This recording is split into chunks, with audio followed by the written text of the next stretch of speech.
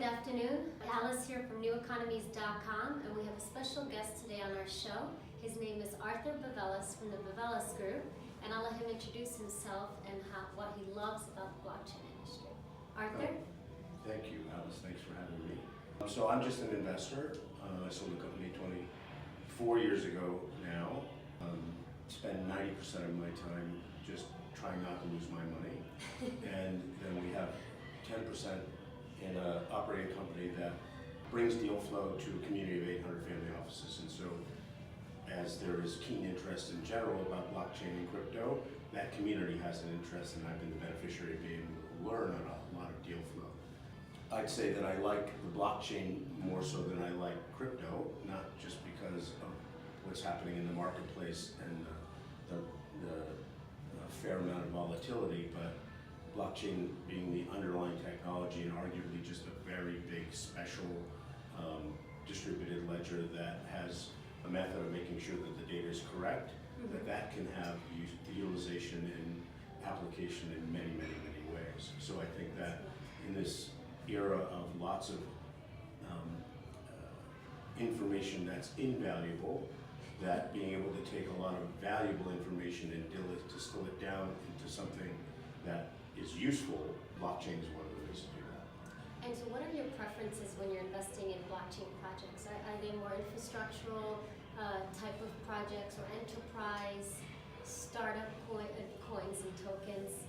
Yeah, I don't mind telling you that I'm gun shy on the startup coin things, largely because I think that the sort of horse has gotten out of that stable in terms of people being able to do a variety of coin issues for essentially a business idea like the .com. And I'm not making a judgment on that. I'm just saying I think that the ability to raise money in that way for ideas is sort of not very viable. On the other hand, there are a handful of at least opportunities that I know about that I've invested in that actually have real businesses and are executing on it and are making money. And it's less about the value of the token or the coin and more about the underlying business. Yes. So just as an investor, I want to own equity in something that goes up in value. And if a token is a method of gauging levels of interest or engagement, that is fine. It doesn't necessarily have to correspond to the success of the business in terms of the equity. So, I mean, there's lots of schools of thought on this, and it's obviously a work in progress. But owning equity in a company that's executing well, that can grow and be sold or exited, is far more interesting than owning something that has sort of an amorphous volatility, first of all, or an amorphous value. And this sounds like I'm being negative on some token things, and I am, but Are you being practical? Yeah, I'm just trying to see the real thing behind it. Right. I actually really love the idea of a token used as a method of gauging engagement, and so you can reward engagement like a frequent flyer model. I think Right, that really and makes a lot of coupons, sense. stuff like that. And so what are some objections that your investors have in terms of investing in blockchain projects specifically? I wouldn't call them objections. I would call them, okay, show me. Show me what that really does. You know, like a lot of things that capture the attention of a mass group of people, it's kind of a buzzword. So if you can dispense with the buzzword and say, okay, why is blockchain, which arguably in a public blockchain is a transparent way of assuring that things are what they are, why is that important for this business application?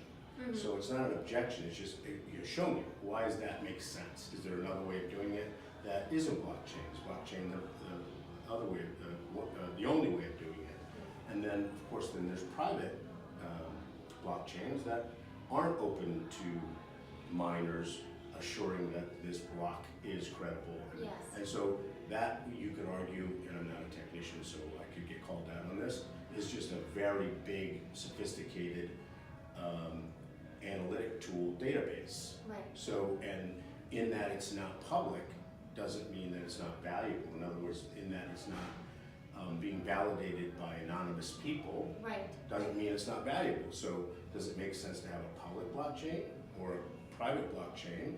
Or does it make sense to have things riding on contracts? Or does it make sense to just do something else? So I know there's a lot of sort of fanfare around, and I see what's happening, right? I get it. But it's back to, okay, how are you going to execute? Why does this make sense? Is there another way? So if it's your money and you're building a business and you bring a vendor in to help you decide, for example, whether one way is better than the other, you make the best decision. It's not that, you know, it's an example that's used regularly, but you know, just because you have a blockchain hammer doesn't mean everything's a blockchain nail, right? Yes, and not everything requires a blockchain application. So, So where do you see the mass adoption of blockchain happening? Like what would it take for there to be mass adoption? Would it be more of a focus from family offices, the strategic partnerships, or regulators working with private industry? What needs to happen for blockchain industry to evolve more? well, blockchain in and of itself is, one would argue, doesn't need any regulatory authority. Having something that represents interest as a token that arguably is a security, that would require regulatory. So if you're just using the blockchain and without a crypto or a token, that doesn't have any oversight. Yeah. From a securities perspective, for example. And also I could get called out on that, but that's my perception. But in terms of blockchain being adopted, the people with the biggest budgets and the most to win or lose from this are the very large institutions that have huge budgets to say, okay, this solves one of our problems. Right. And so even though family offices have endless amounts of money and deploy it, the institutions who use it are the ones that the family offices invest in, or the vendor that demonstrates to them that the blockchain application in that institution makes sense, and they invest in the institutional fund or the institution itself that uses it. Right. So I think it is,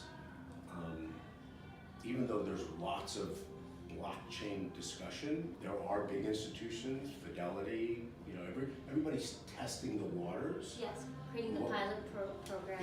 Yeah, and that doesn't mean they've adopted it, some of them have, but you know, these companies often get so big and you can't always suggest that big companies make good decisions, but big companies often have budgets to analyze things in a meaningful way and say, no, that doesn't work, and dismiss it. Right. And so they can spend a lot of money just deciding whether something makes sense, where others might just sort of say, let's try it. Yes, right? yes. Because they have the budget to do so, and then they want to just capture the data and see what works and what Yeah, doesn't. if I'm an employee of a big company, what am I worried about? I'm worried about keeping my job, keeping my kids in private school, making sure that I don't get fired, and I don't make a big mistake. And Or your reputation goes down. and if I have the budget to do the analysis, why wouldn't I? Right, There's too much risk involved in making a mistake. and not doing the analysis. Final question, Arthur. You've recently written about your 7 rules for pitching, successfully pitching family offices. Can you share a little bit about how you came about that list of 7 rules? And has it changed? Wow, you're the second person that read it. So There are many more, they just don't tell you they Right. read it. yeah. So one of the so how they have changed a little bit, but essentially the essence is the same. In that, for more than 15 deals a week, so I just by accident learned a lot of what to do or not to do when you're trying to pitch your idea. And some people are really good, and some people are really bad just in pitching. And of course, there's a lot of bad ideas, and there's a lot of good ideas. So one of those 7 rules, there's some that are counterintuitive. They haven't changed much. Transparency is king. Tell everybody what can go wrong first. Make sure people understand who else is invested so they don't feel alone. people do things out of emotion, so being a good salesman is always valuable. And don't have something that's seemingly a good idea and without any sort of Meat and bones. yeah, so that you know, having a great idea is worth absolutely nothing. And when you say to somebody who has a check to write that you're the best, that doesn't mean anything either. You have to demonstrate, and of course, The sentence is not finished. We're the best, dot, dot, dot, for right, you. right, exactly. And execution is everything. You Right. can have the best idea in the world, you can have all the capital you need, but if you can't execute, I mean, that's 90% of the equation. And of course, family office money is interesting because it comes along not with just a check, but it comes along with customers and network and help and, you know, alignment. It's interesting capital. And the timing. Right. The timing, yes. I don't think you've included timing. Well, let's put it this way. If you work for a fund that gets $300 million a month in capital, whether it's a retirement fund or something like that, you have to deploy capital at some level or another. And how you have a check, a box, a bunch of boxes to check. In the family office, largely, you can wait forever. But So- you have to deploy by a certain. No, in family offices, that's my point, is you don't. You can Oh. just sit on it. Mm-hmm. So in one way, you can get to family office capital and have it deployed faster. On the other way, if you really don't prove, there's no compelling reason to deploy capital today. You can just wait or do something else. So you really have to, you know, there's oftentimes when people, almost without exception, when people come and present to the family office group and there's 15 or 30 family office investors in the room, Right. they walk away smarter than they would otherwise have been because there's smart people in the room asking hard questions. Yes. It happens all the time. Well, thanks, Arthur, and your